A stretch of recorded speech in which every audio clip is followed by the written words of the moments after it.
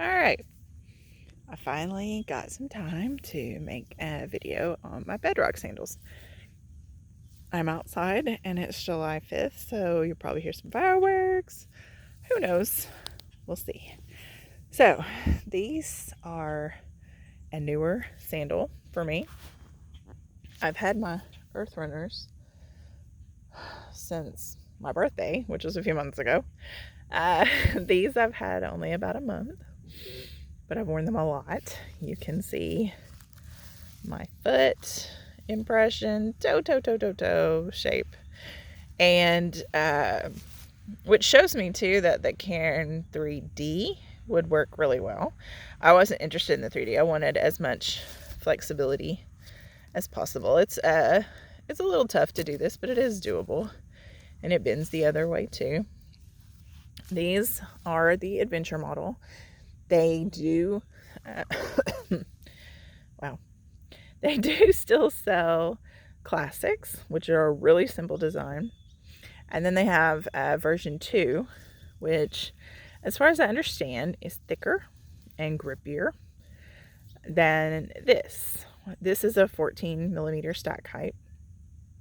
You don't have a ton of ground feel, but you do have good flexibility and a lot of security in these. I'll go ahead and get out of the way that I wish that the strap system looked a little different.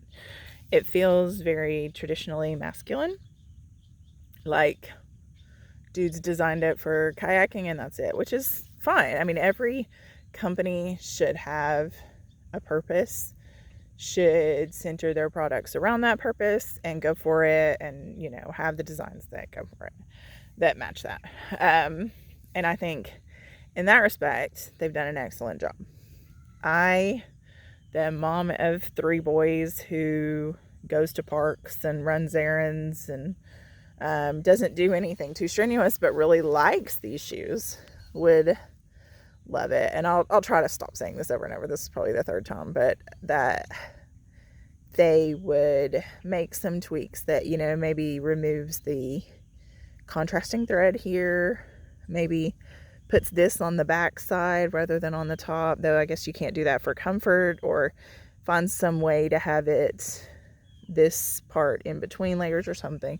Something that makes it just look a little less techy, gear techy, like straps and stuff, which is probably the inspiration for it. Like, I'm not like a hiker or climber or whatever, so I don't come from the same world that these shoes are really designed for. But hey, there's plenty of market that does not involve that. So I really would love in the future for them to consider some tweaks that would fit more suburbanites. I don't know. But it's cool. Shoe companies tend to specialize in certain markets. Zero's very techy. This is kind of outdoor hiking gear, like Deliberate Life Designs is the same. Earth Runners is the best crossover sandal. Shama sandals, or Shama, I don't know. I think I call it Shama because of the ShamWow guy. They have a mix of sandals. There are several European brands, Panta sandals and such, that kind of mix the techie look with Earth Runners. Anyway, so you can kind of find what you're looking for. Sorry, I was looking up at the sky rather than what I was doing. Woohoo, pro. That, depending on the look you want, you can find what you want. This is designed as kayaking, hiking, etc. So keep that in mind. Now, that's really my only con, and it's just a preference. The good things about these shoes, they are extremely secure. I posted about this a while ago, but not too long after I got them, I got stuck in buckets pouring out of the sky rain. I go swimming at a relative's house pretty frequently in the summer, and one of my kids needed to go back for a moment, and by the time we were ready to go back to the car, it was just buckets from heaven. And there's concrete around the pool, there's uneven ground, it was muddy really quickly. And my foot never slipped. Like, I never moved. This is textured, this is grippy, the straps hold you very well. That really cemented a lot of my love for these shoes that day, because I know it should have been worse than it was. And it was, no worries. I really like that. What got me about these shoes originally was they have this great advertising video for their strap system. And eventually I saw some really good love on Facebook too that kind of closed the deal. But the strap system is so cool on this. When you get them, you have to get them adjusted to your foot. The first thing is where you want your foot to sit front to back. That is governed by this strap, this Velcro strap. You can make it looser to sit your foot further back, tighten it up to move forward. I first had my foot a little further back, so the strap, the top layer ended about here. But once I realized I actually wanted it a little more forward, I just reset this. That is the only time I have had to move this. So yes, it's Velcro. You don't use it though. You simply get that set up. I do believe at least one of the newer models eliminates the Velcro here and goes to the type of strap that's on the instep. This is the second thing you set. I originally had it one looser. I thought, I have a really high instep. I will need that. But that turned the strap from straight to kind of like this, and my foot was less secure. So after a couple of days, I tightened it one, and I've not moved it since. As you can see, even with a high instep, I'm still pretty far back. It's rare to feel like I have room in a shoe, and I feel like that in this. I don't want to get pregnant and have swollen feet again, and I would feel like that I could make this shoe work because this is so adjustable. That's awesome.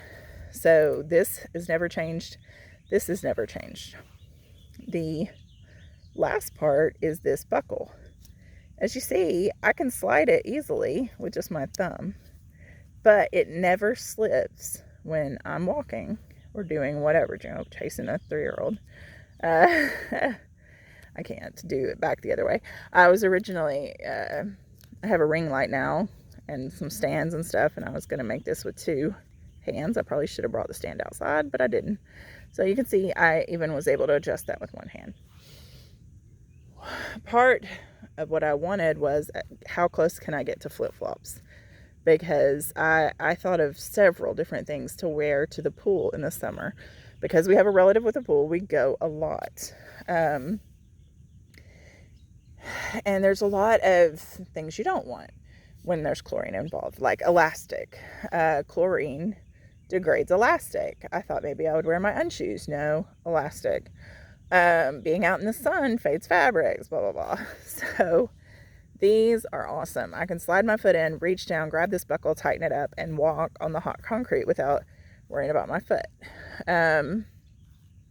So I love that. I actually picked up a backup pair in the middle of a shoe group, so I have a black pair too. That was like new, but they just weren't for somebody else. So I have 2 pairs now. My husband has a pair that's a size larger. My 11-year-old son has a pair. He's like I think they're women's 8s, maybe. Men's 7s. They're a little big. He'll probably be able to wear them next year. And my 7-year-old, he's like, kind of like that. But he's really enjoying the fact that he can pretty much never wear shoes right now and be fine because we don't go anywhere. We're trying to stay socially distanced and all that. And when we go to the pool, he's like, what do I need shoes for? he leaves a pair in the car in case we have to stop. So anyway, so pretty soon we might all be sporting pairs of Bedrocks. I am an entirely boy mom. You know, all my kids are boys, so we can pass them down, and I do believe that these shoes will last for that. I think the ones my oldest is wearing now will probably make it all the way to my 3-year-old, because I think that they are very well made. These are a really strong strap system, really well sewn. I haven't cleaned them yet, but this kind of fabric is very rubber, and it's a Vibram sole. Plus, yeah, there's a thin layer on top of that. I haven't noticed any kind of separation or anything like that, which is good, especially considering I haven't had them that long. If your foot is super wide, there's a chance that these parts, they're really secure. It's part of what keeps the shoe secure. They might bother you. My husband's foot is wider than mine, and he kind of notices it, but it's not bothering him that much.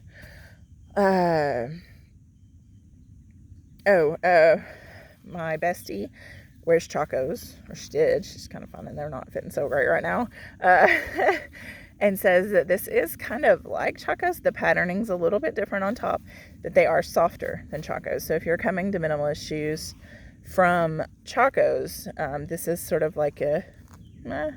I used to have Chacos, and they really hurt my foot. The arch, that's a whole different story. But anyway, couldn't wear them. I feel like these are a good move from Chacos. One thing I do want to mention is that these shoes run thinner than others. Tomorrow, which I might not... Okay, by the time I post this, it might be like 2 days ago or whatever. I'm going to do a comparison of widths between different barefoot sandals. So that's going to show, or has shown, if I've already posted it. I don't know. Time is wibbly wobbly on Instagram. These are narrow compared to other sandals, and you can kind of see that. It's not bothersome in the sense, but one, they also say on their site that you're going to have to size up for these. My Earth Runners are a 9 men's, these are a 10 men's, and I'm fairly certain that the 9 men's would not work. So they say size up. I do think I can go ahead and add that to the cons, as I think these need to be a little bit wider. But of course, when you're looking for security, you don't want extra width either. So I can kind of see why they would trend a little thin, but I think they trended a little too thin. Anyway, they work, but keep that in mind. If you are a super wide person, you are definitely going to have to size up. Thankfully, they have plenty of printable templates on their website, so you can see how you stack up on there. And they do include, I'm pretty sure, the position of these, so you can see.